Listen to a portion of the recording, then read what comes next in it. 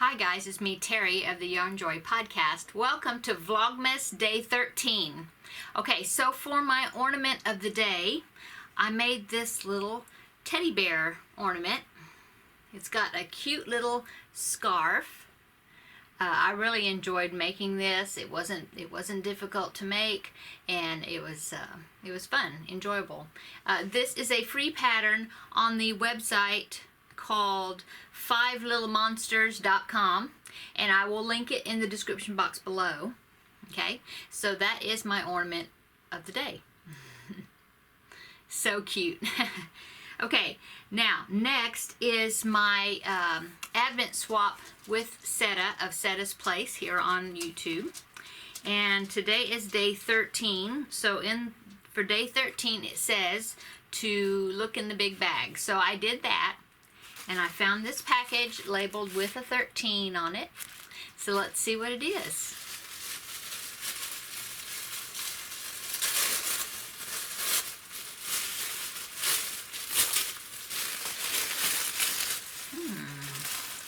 Ooh, I see a moose. What is it? Get it all the way out here. Oh. Ha ha ha. See. Okay, so what is this? It is so cute. See? It's like a little Santa hat or Santa bag, and it's got a moose hanging off the top of it. Let's see.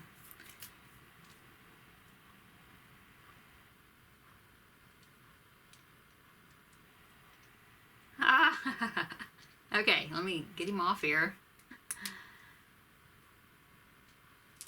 Okay. It says Alaska there on his belly, and it has got a magnet on the back. Isn't that cute? Oh, and there's magnets. There's magnets on his hooves as well. That's so cute. Okay, let's see. And there is a chapstick here in the sack also. It's called Eco Lips vanilla scented chapstick or lip balm. Okay, and what else? That's it.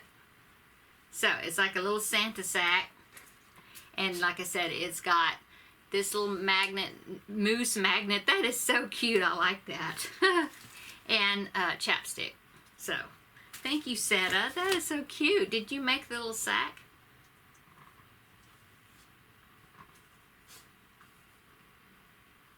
I'll have to ask you about it. I think... No, I'm not sure. I'm not sure if she made it or she bought it. But anyway, so cute. Is this a soap sack? Maybe? Possibly. It did have some stuffing in it.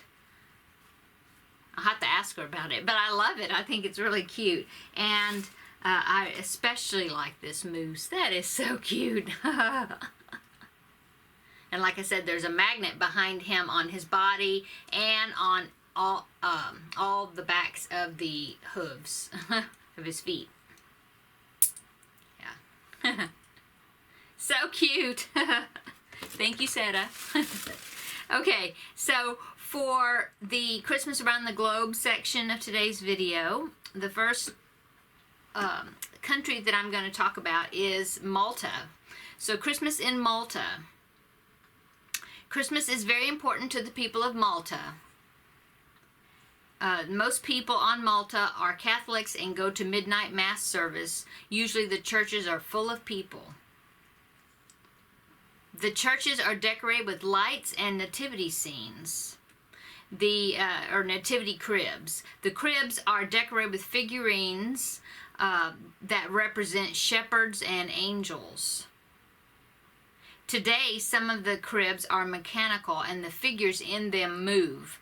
The figure of the baby Jesus is put on the main altar at midnight on Christmas night. And then at Epiphany, which is January the 6th, it is traditional to put the three figures of the wise men in the crib also. There is a group on Malta that are called Friends of the Crib, and these people help to keep this Maltese crib tradition alive. That's cool. Houses in Malta are often also decorated with cribs of their own, the nativity scenes. Large figures of the baby Jesus are sometimes put behind windows or in balconies and lit at night. Houses are also decorated with Christmas wreaths, candles, and all sorts of decorations. Every household also has a Christmas tree decorated with light bulbs, tinsel, and Christmas decorations.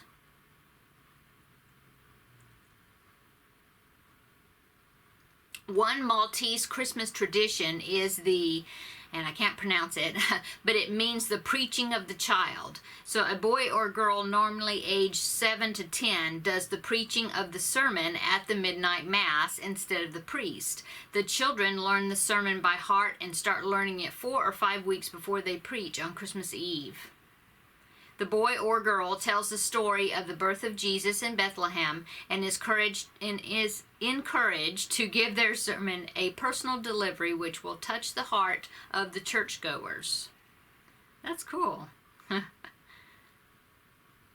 Children on Malta get their presents from Santa Claus on Christmas night. Sometimes Father Christmas comes knocking at doors early on Christmas night delivering presents.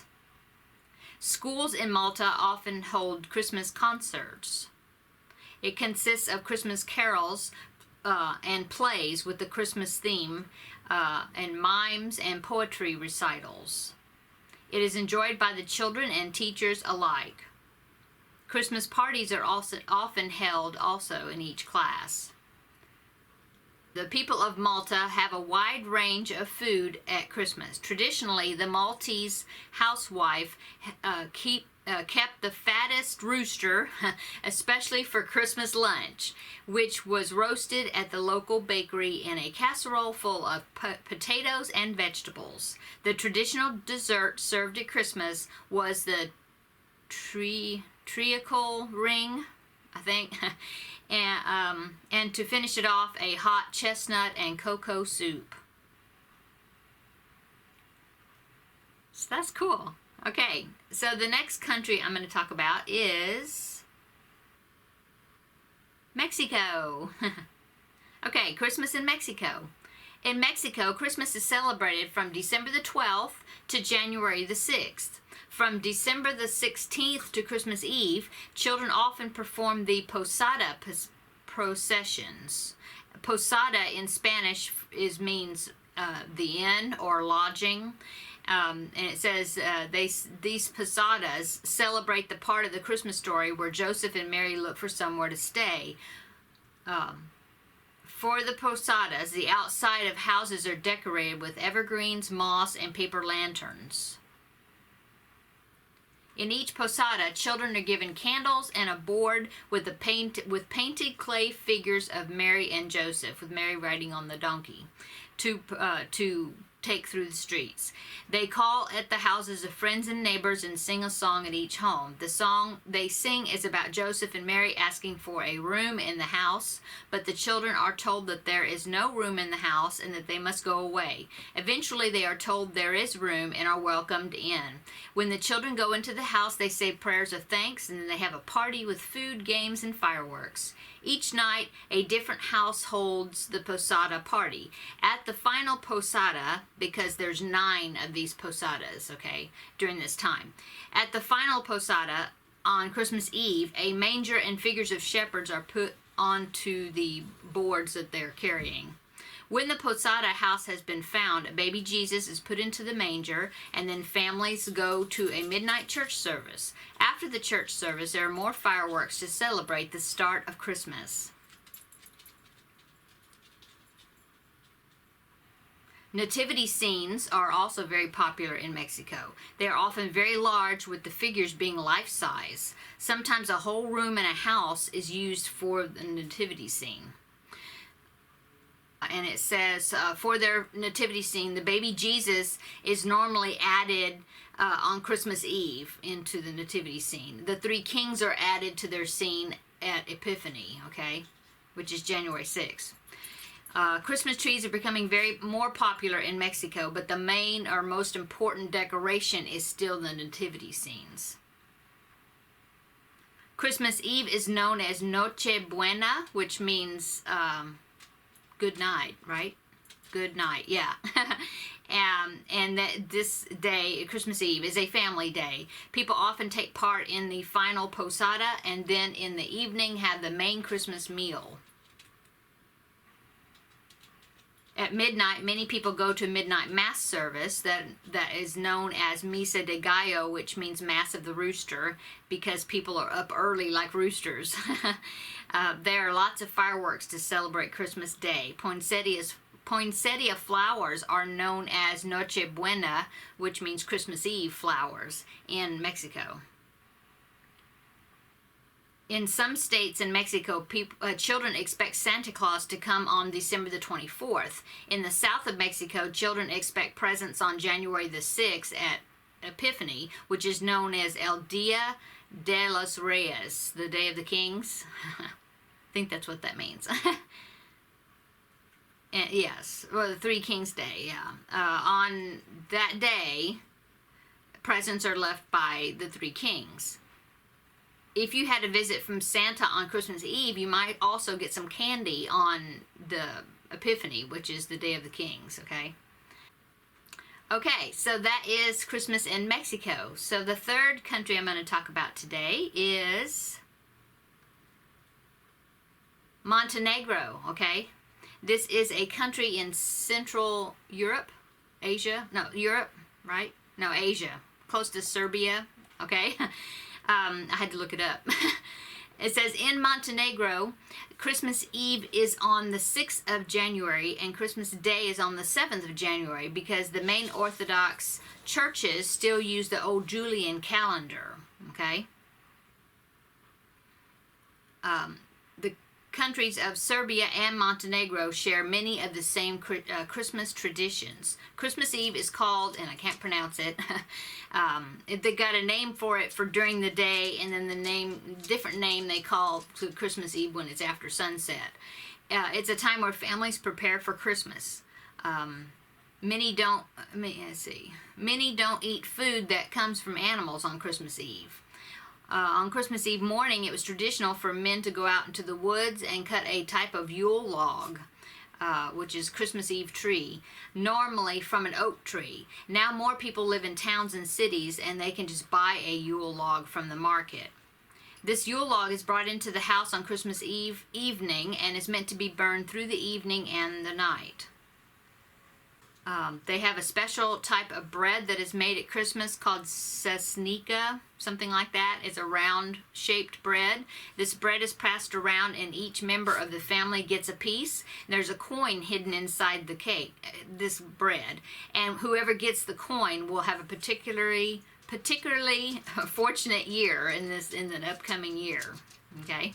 At the main Christmas meal, you may also eat roast pork and cabbage stuffed with rice and ground meat and different kinds of cakes.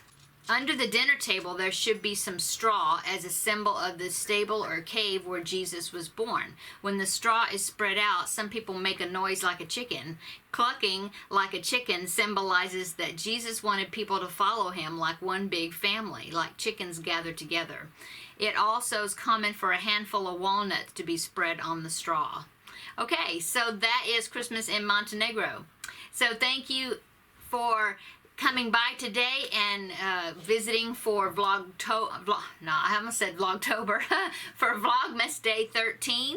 I have the ornament that I did for the day and my cute little gifts from Seta. Thank you, Seta. And we learned about 3 countries around the globe. So come back tomorrow and we will do Vlogmas Day 14. Bye, guys.